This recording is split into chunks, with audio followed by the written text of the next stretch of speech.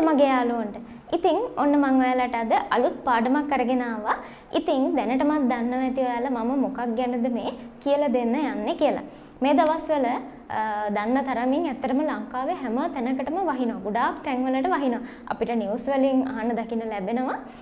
ලංකාවේ ගොඩාක් තැන්වලට වහිනවා. ඒ කියන්නේ කාලගුණය ටිකක් අර නරක පැත්තට හැරිලා තියෙනවා. ඉතින් ඒකත් එක්කම මම හිතුවා ඔයාලට අද චුට්ටක් ඒ ගැන පොඩ්ඩක් ඉංග්‍රීසි වලින් උගන්වන්න ඕනේ කියලා. සාමාන්‍යයෙන් අපිට නිතරම ඇහෙනවනේ දැන් ගම් වතුර ගැන කියනවා, ඊට පස්සේ නායෑම් ගැන කියනවා, එක එක අනතුරු ඇඟවීම් කරනවා, ඊට පස්සේ ඒ වගේ දේවල් අපිට නිතරම ඇහෙනවනේ. ඉතින් මම හිතුවා ඒ වගේ දේවල් ඉංග්‍රීසි වලින් අපි කොහොමද කියන්නේ කියන එක ඔයාලට අද මේ පාඩමෙන් කියලා දෙනවා කියලා.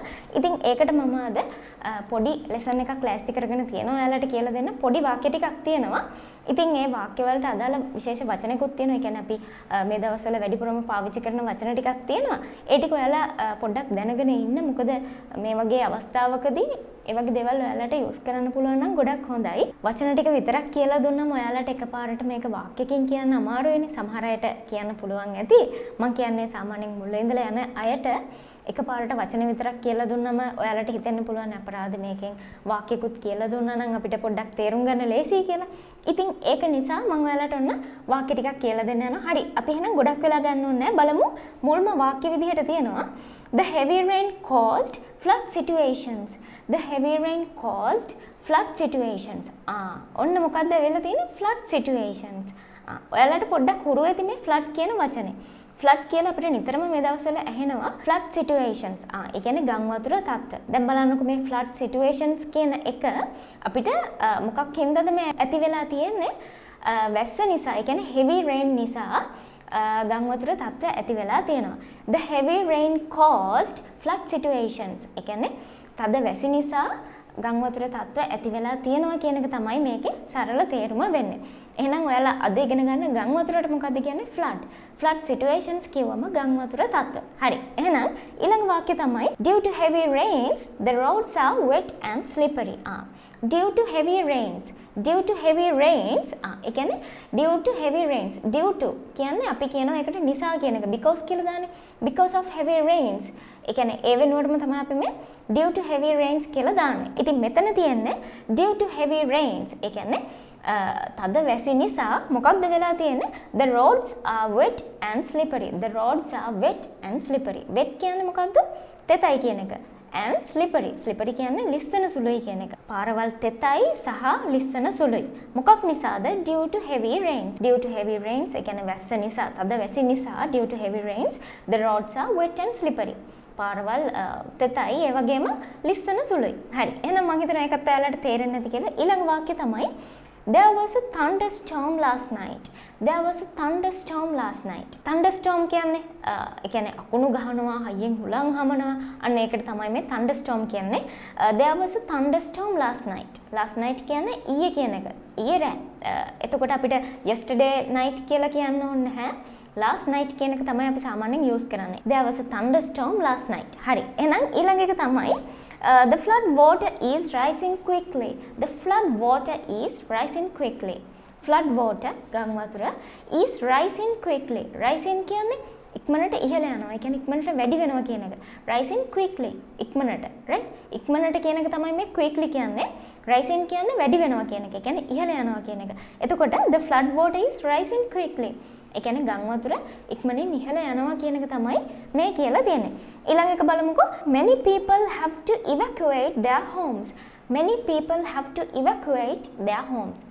Evacuate කියන්නේ ඒ කියන්නේ අර දැන් ගෙවල් දාලා යන්න වෙනවා කියන එක. ඒ කියන්නේ අතහැරලා යන්න වෙනවා කියන එක. ඒ කියන්නේ මොකද දැන් ගම් වතුර දැම්මම ගෙවල් අතහැරලා මිනිස්සුන්ට යන්න වෙනවනේ. අන්න ඒක තමයි මේ කියලා තියෙන්නේ. Many people have to evacuate their homes. ඒගොල්ලන්ගේ ගෙවල් අතහැරලා ගොඩක් මිනිස්සුන්ට යන්න වෙනවා කියන එක තමයි මේ කියලා තියෙන්නේ. හරි. එහෙනම් ඊළඟ එක තමයි the windstorm damaged several buildings. The windstorm damaged several buildings. windstorm ඒ කියන්නේ හයියෙන් හුලං හමනවා. තද හුලං අපි කියන්නේ සුලි කුණාටු කියලා. අන්න ඒ වගේ. ඒ කියන්නේ හයියෙන් හුලං හමනවා. The windstorm damaged several buildings. තද හුලං ඩැමේජ් කරාලු several buildings. ඒ කියන්නේ buildings කීපයකටම තද හුලං නිසා ඩැමේජ් වුණා කියන එක තමයි මේ කියන්නේ. කියන්නේ තද හුලං ඩැමේජ් කරාලු මේ එක එක බිල්ඩින්ග්ස් වලට. ඒ කියන්නේ බිල්ඩින්ග්ස් කිහිපයකටම තද සුළං ඩැමේජ් කරා කියලා තමයි මේ කියලා තියෙන්නේ. හරි. ඊළඟ එක තමයි people were advised to be cautious of lightning. People were advised. ඔන්න passive voice sentence එකක්. People were advised. ඒ කියන්නේ මොකද්ද? මිනිස්සුන්ට උපදෙස් දුන්නා. මිනිස්සු උපදෙස් දුන්නා නෙමෙයි. People were advised. ed එතකොට මිනිස්සුන්ට උපදෙස් දුන්නා මොකද්ද? To be cautious. To be cautious. ඒ කියන්නේ ටිකක් අර සුපරීක්ෂාකාරී වෙන්න කියන්නේ අපි. To be cautious of lightning. අකුණු ගහන එකෙන් ඒ කියන්නේ අකුණු වලින් පරිස්සම් වෙන්න කියලා මිනිස්සුන්ට උපදෙස් දුන්න කියලා තමයි මේ කියලා තියෙන්නේ. කියන්නේ අකුණු ගහන එකෙන් ටිකක් පරිස්සම් වෙන්න කියන එකට තමයි මේ කියලා තියෙන්නේ. People were advised to be cautious of lightning. ඒ කියන්නේ මිනිස්සුන්ට උපදෙස් දුන්නා අකුණු ගහන එකෙන් පරිස්සම් වෙන්න කියලා, පරීක්ෂාකාරී වෙන්න කියලා උපදෙස් දුන්න කියන එක තමයි මේ කියලා තියෙන්නේ. ඉතින් මම හිතනවා මම මෙහෙම කියාගෙන යනකොට ඔයාලට මේ ටික පැහැදිලි වෙන්න ඇති කියලා. මොකද ගොඩාක් විස්තර කරන්න දෙයක් නැහැ. ඔයාලට අයිඩියා එකක් ගන්න පුළුවන් මම මේ කියලා දෙන වාක්‍යයත් එක්කම. හරි. එහෙනම් ඊළඟ එක තමයි the landslides blocked the roads. The landslides blocked the roads. Landslides කියන්නේ අපි කියන්නේ නායයම් කියලා. නායයන ඒවට කියන්නේ the landslides. ඒ කියන්නේ නායයම් block the roads. ඒ කියන්නේ පාරවල් අවහිර කරා කියන එක තමයි මේකේ තේරුම වෙන්නේ. නායයම් පාරවල් අවහිර කරා කියන එක තමයි මේකේ සරල තේරුම වෙන්නේ. ඊළඟ එක තමයි the rescue team arrived to help the flood victims. rescue team. අපි කියන්නේ මොකද්ද මේකට? ඒ කියන්නේ බේර ගන්න යන කට්ටිය කියන්නේ. ඒ කියන්නේ අපි කියන්නේ මුදවා ගැනීමේ කණ්ඩායම. The rescue team arrived. ඒ කියන්නේ ආවා කියන එක to help the flood victims. ඒ කියන්නේ ගම් වතුරට භාජනය වුණ කට්ටිය. ඒ කියන්නේ ගම් වතුරෙන් පීඩාවට පත්වෙච්ච අයව බේර ගන්න කවුද ආවේ? rescue team එක ආවා කියන එක තමයි මේ කියලා තියෙන්නේ. ඉතින් මම හිතනවා ඒකත් පැහැදිලි වෙන්නේ නැති කියලා ඔයාලට. ඊළඟ එක තමයි a sudden flash flood has occurred in Gampaha. A sudden flash flood has occurred in Gampaha. flash flood කියන්නේ මොකක්ද එහෙනම්? අර ශනික ගම් වතුර. flash flood හදිසි ගම් වතුර, ශනික ගම් වතුර has occurred in Gampaha. Gampaha හදිසි ගම් වතුර තත්ත්වයක් ඇති වෙලා කියන එක තමයි මේ කියලා තියෙන්නේ. Many roads are inundated due to heavy rains. Many roads are inundated. ඒ කියන්නේ යට වෙලා කියන එක. අපි කියන්නේ many roads are inundated. ඒ කියන්නේ පාරවල් ගොඩක් යට වෙලා කියන එක due to heavy rains. ඒ කියන්නේ තද වැසි නිසා. Many roads are inundated due to heavy rains. තද වැසි නිසා පාරවල් ගොඩක් යට වෙලා. ඉතින් ඕක තමයි ඒකේ සරල තේරුම වෙන්නේ. ඊළඟ එක තමයි we can experience inclement weather. We can experience inclement weather these days. Inclement weather කියන්නේ අයහපත් කාලගුණය. එහෙම නැත්නම් අපිට ඔකට කියන්න පුළුවන් adverse weather කියලා. We can experience adverse weather these days. ඒ කියන්නේ අපිට මේ දවස්වල අයහපත් කාලගුණයක් තියෙන්නේ. ඒ කියන්නේ inclement weather එකක් තියෙන්නේ. adverse weather එකක් තමයි මේ දවස්වල තියෙන්නේ. ඔන්න ඕක තමයි මේකේ සරල තේරුම වෙන්නේ. ඊළඟ එක තමයි tree falls caused many damages.